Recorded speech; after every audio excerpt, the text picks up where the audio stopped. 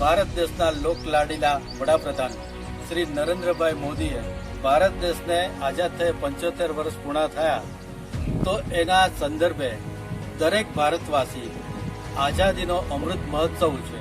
તો એના ભાગરૂપે આજે આપણે ગાંધીનગરના શોએબભાઈની મુલાકાત કરીશું, જે વ્યવસાય તો ટીચર છે, પરંતુ એમનો અંતરાત્મા એક કવિનો છે.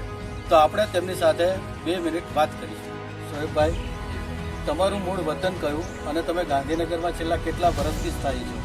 મારું મૂળ વતન કહીએ તો સુરેન્દ્રનગર જિલ્લાનું જે લીંબડી તાલુકો છે ત્યાંના એક નાનું ગામ છે રડોલ, ત્યાંથી હું આવું છું. ભણવાના સંદર્ભે અહીંયા આવવાનું થયું ગાંધીનગરમાં છેલ્લા 3 વર્ષથી છું. મારી બીએડની જે કોલેજ છે એ પૂરી કરી અને અત્યારે સેક્ટર 29માં શાંતિ નિકેતન શાળા છે ત્યાં શિક્ષકની ફરજ બજાવું છું. ભાઈ, તમે વર્ષોથી ટીચર તરીકે તો સંકળાયેલા છો, પણ મેં સાંભળ્યું છે કે તમારો અંતરાત્મા એક કવિનો છે. તો તમે છેલ્લા કેટલા વર્ષથી કવિતા લખવાનું કામ કરો છો? કવિતા સાથેનો મારી હું વાત કરું તો આમ તો 2017માં પહેલી કવિતા લખી હતી, એક નાની એવી, જે કોલેજમાં હતા ત્યારે એક કવિતા લખી હતી. ત્યારથી શરૂઆત થઈ, પણ પછી વચ્ચે છૂટી ગયું. પણ છેલ્લા 1.5 વર્ષથી ફરીથી કવિતા લખવાનું શરૂ કર્યું. નાના અલગ અલગ જે પણ ટોપિક્સ મળે એ બધા ટોપિક્સ ઉપર કવિતા, ને એમાં પણ અત્યારે જે પણ ચાલી રહ્યું હોય સમાજમાં ઝીણી વસ્તુ એની ઉપર પણ હું કવિતાઓ લખતો હોઉં છું.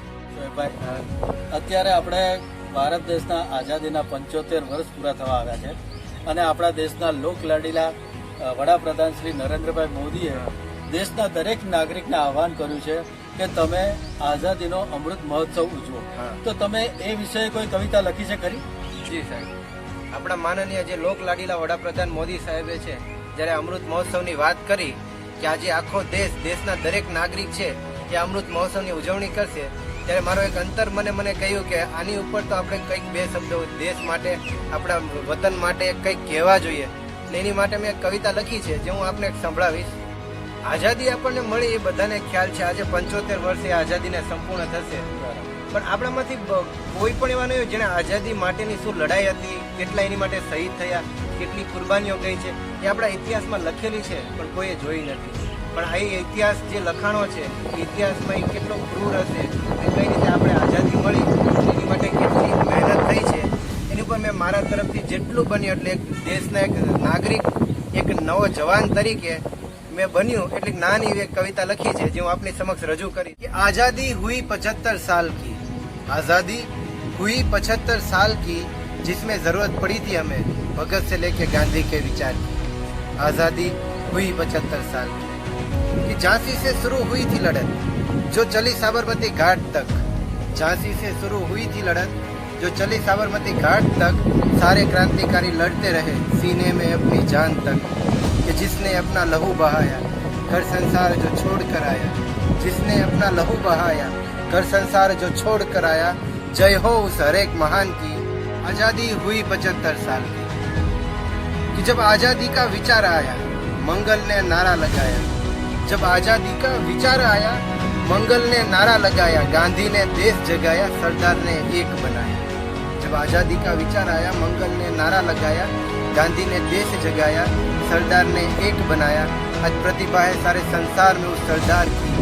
आजादी हुई 75 साल की. आजादी हुई 75 साल. देश के जब 2 टुकड़े हुए थे लगा कि जैसे गिर पड़ेगा.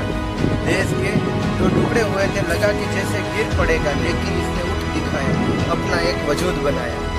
देश के जब 2 टुकड़े हुए थे लगा कि जैसे गिर पड़ेगा, लेकिन इसने उठ दिखाया अपना एक वजूद बनाया. आज चर्चा हो रही है इसके सबसे बड़े संविधान की. आज़ादी हुई 75 साल की. आज़ादी हुई 75 साल. आज़ादी हुई 75 साल. जब आज़ादी पर कुछ लिखना चाहा शोएब को यह विचार आया. कि आज़ादी पर कुछ लिखना चाहा शोएब को यह विचार आया. थोड़ा सा लिख दिखाया जब अमृत महोत्सव का मौका पाया.